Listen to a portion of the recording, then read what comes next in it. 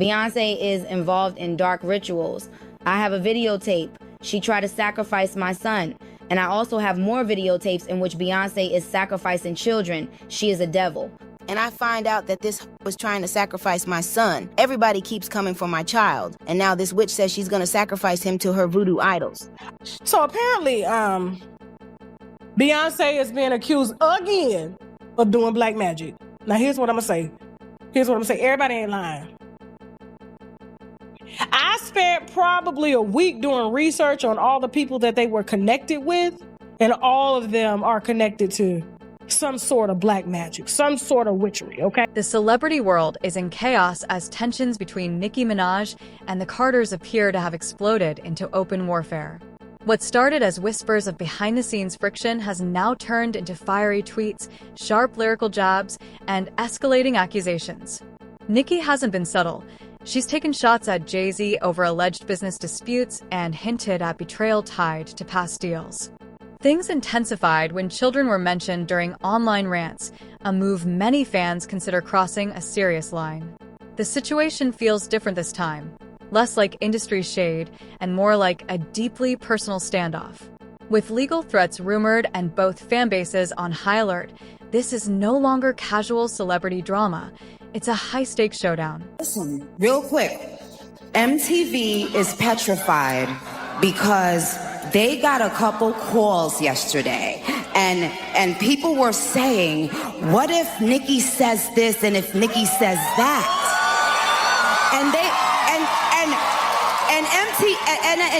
And I said, it's okay, MTV, I can control myself. Nicki didn't stop at Beyonce. Jay-Z and even Megan Thee Stallion were pulled into the storm through pointed social media posts and layered subtweets. Nicki implied that industry alliances may be influencing how narratives are shaped, particularly regarding Roc Nation's influence. During Beyonce's Cowboy Carter era, Nicki's subtle online reactions, emojis, comparisons, and timing kept fans decoding every move. Even playing Flawless on air sparked speculation, though Nicki quickly clarified that a collaboration doesn't equal loyalty. The message? This isn't friendship. It's competition, power, and positioning. Onika Tanya, Mariah Petty, I've done some amazing work in my time. I've changed the game and rearranged the game, and you know what I'm saying, body shamed the game and then came again. Okay, so listen, sometimes Onika just want to hear Onika. You feel me? Don't mean see him in the street and kick them right in my fucking throat, and then do motion. Okay? While Nicki continued speaking out, Beyonce remained publicly silent.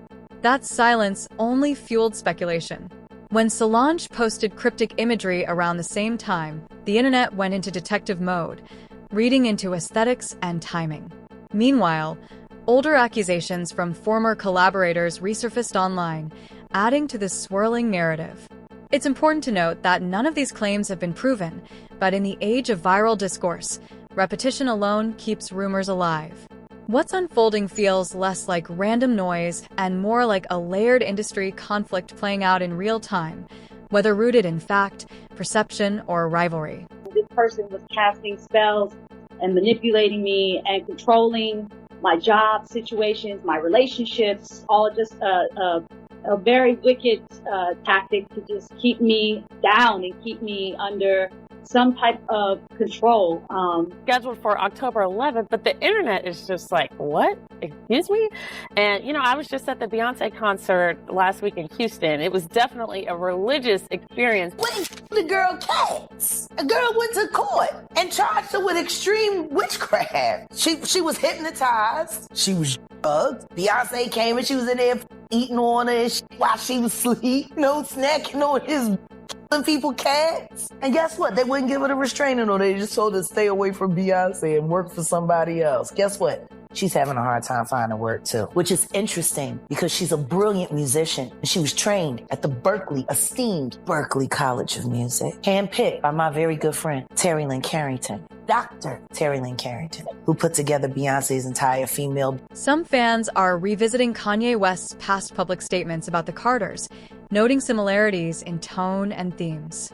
At the time, many dismissed his comments as erratic. Now, with Nicki voicing her own grievances, people online are drawing parallels. Whether coincidence or pattern, it adds another layer to the narrative. Still, repeating allegations doesn't make them factual, and much of what circulates remains speculation rather than evidence. Suppress you, but that's how they try to categorize. They can't control, you get what I'm saying? They can control Shaq. They can control Charles Barkley. They can control LeBron James. They can control Jay-Z and Beyonce. But not you, man. But they can't control me. Not See, you. it ain't no name I won't name. My mom ain't here. My mama was sacrificed. Me too. You understand? Yeah, I'm a Christian too. Michael Jordan, what about him? His daddy, right? Bill Cosby, his son, right? Dr. Dre, his son. You're out in Hollywood, a lot of people come up missing. Feels like it might be a lot of that in order to control, traumatize. They want to monetize and traumatize. And this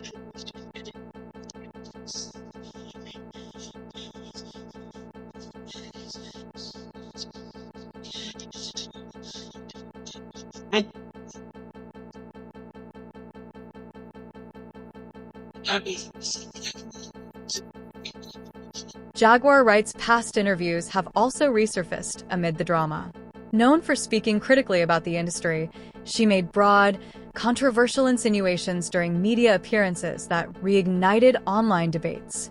However, no concrete proof accompanied those remarks. Social media amplified the clips anyway, stacking them onto the growing pile of discourse. At this point, it's less about verified information and more about perception and the power of repeated narratives. The Me Too movement was a ruse. It was a setup. It was a scam. I'm saying that now, publicly. Dream Hampton spearheaded the Surviving R. Kelly campaign, which fueled the Me Too campaign. And that was all funded by Sean Carter to make sure that Robert Kelly went to jail. Get his lick back. Why is nobody understanding that Dream Hampton was being financed and ran by Sean Carter? They were able to go and get all of these witnesses because he was there with Robert Kelly. How does Jay-Z sit down with Gayle King and she not ask him one question about the intersection between him and Aaliyah and Robert Kelly? This is insane that people keep refusing to see what's right there. If the Me Too movement were real, why aren't they speaking now? They've also been very quiet in this time of the diddler's downfall. Jaguar, Guess they're on vacation. if this goes to court, Jaguar, do you think the world is going to be shocked by what comes out? Oh, absolutely. I just don't know why they are. It's been happening in front of everyone's faces for decades. For decades. How many victims? What's the difference between me and Judy Garland? Social media. How many victims? There was none for her. How many victims potentially do you think there could be? Thousands. Thousands. I've talked to hundreds that I deal with still myself. I have 3 victims right now who are willing to give testimony about not only what Mr. Carter has done to them, but his wife as well. They're a nasty little couple. They do nasty things. What do you think happened with Kim Keeping people against their will. Putting people on planes while they're unconscious, just like Aaliyah got on that plane. Unconscious. There's a lot of things that people don't want to talk about. Now here's where things shift from rumor to business. Nicki has openly criticized her experience as a Tidal co-owner, claiming she didn't receive the compensation she expected after investing in the platform's early rollout. Back in 2015, Tidal launched with major artists as equity partners, promising a streaming revolution. But after the company changed ownership, some artists reportedly felt shortchanged. Kanye previously voiced frustrations, and now Nicki says she was offered a payout she considered unfair. According to her, she declined what she viewed as hush money. This part of the saga is less conspiracy and more contract dispute, and it's a serious one. I don't know why everybody wants to send certain people. There's certain people that always are defending certain people and talking about me. And I know that they're sent to do it. And Steve Stout's one of those pause, burger face, stupid, will do anything anybody tells him for $1, hate his culture. And I just want to know who sent you, but you're making it obvious. And why you won't leave me the f*** alone. You know what I mean? Steve Stout, long associated with Jay-Z's business orbit, addressed the situation publicly, defending the company's position. Fans saw it as damage control, while others viewed it as standard corporate response. Either way, it escalated tensions. Nicki's supporters framed it as industry gatekeeping, while Roc Nation loyalists dismissed her claims as business disagreements blown out of proportion. The narrative war is just as intense as the alleged financial one. I really don't like when people who open up doors as black people get shit on publicly like that. I just don't like it. I think in that case, what Nicki did was wrong. To bring up Tidal, his streaming company, that he gave you equity in, that you didn't sign the fucking paperwork, and that's the reason why you left millions of dollars on the table.